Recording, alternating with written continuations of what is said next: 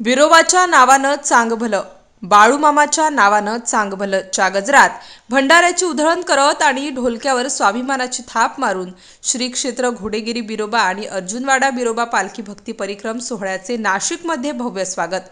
कर्नाटक राज्यातून महाराष्ट्रातील 7 जिल्ह्यात श्री क्षेत्र घोडेगिरी बिरोबा पालखीचे नाशिक पुण्यनगरी हार्दिक स्वागत करण्यात आले.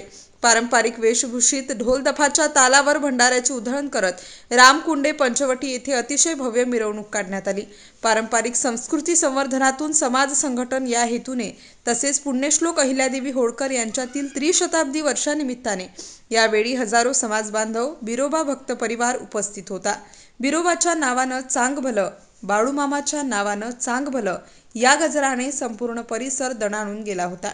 या पालखी मिरवणुकीत संस्कृती, परंपरा, चालीरीती आणि देवदेवतांचे जतन करण्यासाठी तसेच नवीन पिढीला आपल्या संस्कृतीचे स्मरण व्हावे म्हणून आयोजन करण्यात आले होते.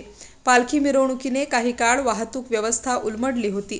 मशीनच्या सहाय्याने भंडाऱ्याची उधळण पाहण्याचे अप्रतिम दृश्य भाविकांना दिसून आले. या कार्यासाठी विशेष योगदान श्री विजय हाके साहेब, श्री छगन शेठ पाटील यांनी दिले. कार्यक्रम यशस्वी करण्यासाठी आबासाहेब टरफले, अंकुश कोरडे, ज्ञानेश्वर खनपटे, मुंजाबा ढोले, पंढरीनाथ कोरडे, राजू बादाड, बाबूराव हिंगे, निलेश बाविस्कर, निलेश हाके, सचिन तायडे, हेमंत शिंदे, प्रज्वल पानसरे आदींसह अनेक बांधवांनी विशेष परिश्रम घेतले. या भव्यदिव्य कार्यक्रमाचे भारतीय जनता पार्टी भटके व विमुक्त आघाडीचे महानगर जिल्हा संयोजक सिद्धेश्वर बापू शिंदे यांनी केले होते. संकल्पना श्री सागर माने, प्राध्यापक गणेश मस्के यांची होती.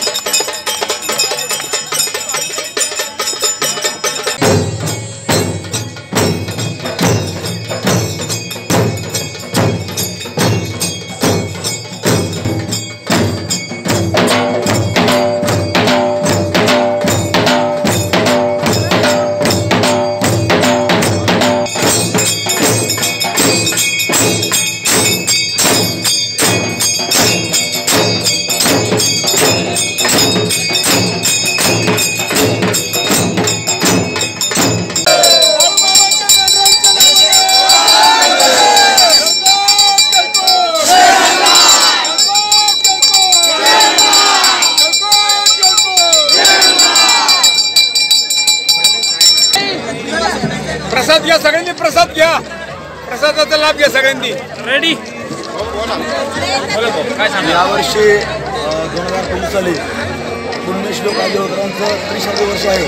त्यानिमित्तानं किंवा त्यांनी जे काही धर्मशाळेचं काम केलं त्या अनुषंगानं आपल्या नाशिक नगर, छत्रपती संभाजीनगर या जिल्ह्यामध्ये हजारो अशी बिरोबाची मंदिरं आहेत आणि त्या असणाऱ्या मंदिरांना जे आपल्या बिरोबाचं मूळ स्थान आहे घोडेगिरी तालुका हुक्केरी जिल्हा बेळगाव या ठिकाणून तसेच अर्जुनवाड तालुका शिरोळ जिल्हा कोल्हापूर या ठिकाणून 2 पालख्यांचा परिक्रमण सोहळा यावर्षी आम्ही आयोजित केला आहे आणि त्या असणाऱ्या परिक्रमण सोहळ्याचा आजचा 6वा दिवस आहे. 6व्या दिवसाच्या अनुषंगाने आम्ही या ठिकाणी गंगा गोदावरीची आरती करण्यासाठी भगवंत बिरदेवाला गंगेचे पवित्र पाणी घालण्यासाठी त्यांचा पूर्ण जलाभिषेक करण्यासाठी अगोदर आम्ही त्र्यंबकेश्वरला गेलो. त्यानंतर इथे येऊन पूर्ण गुरु महाराजांची आम्ही पूर्ण आरती वगैरे 6व्या दिवसा गंगोदरी केली या ठिकाणी. काय सांगाल सर, आपण कुठून आलात वगैरे काय हा आर्थिक या ठिकाणी जोरात आलेला हे पालखी परिक्रम सोहळा आहे. सध्या आम्ही 3 असणाऱ्या जिल्ह्यात लोक कोल्हापूर जिल्हा, बेळगाव जिल्हा, विजयपूर जिल्हा त्यानंतर गुलबर्गा जिल्हा असणाऱ्या 4 ते 5 जिल्ह्यामध्ये या ठिकाणी लोक आले आहेत. 80 भक्त मंडळी आहेत.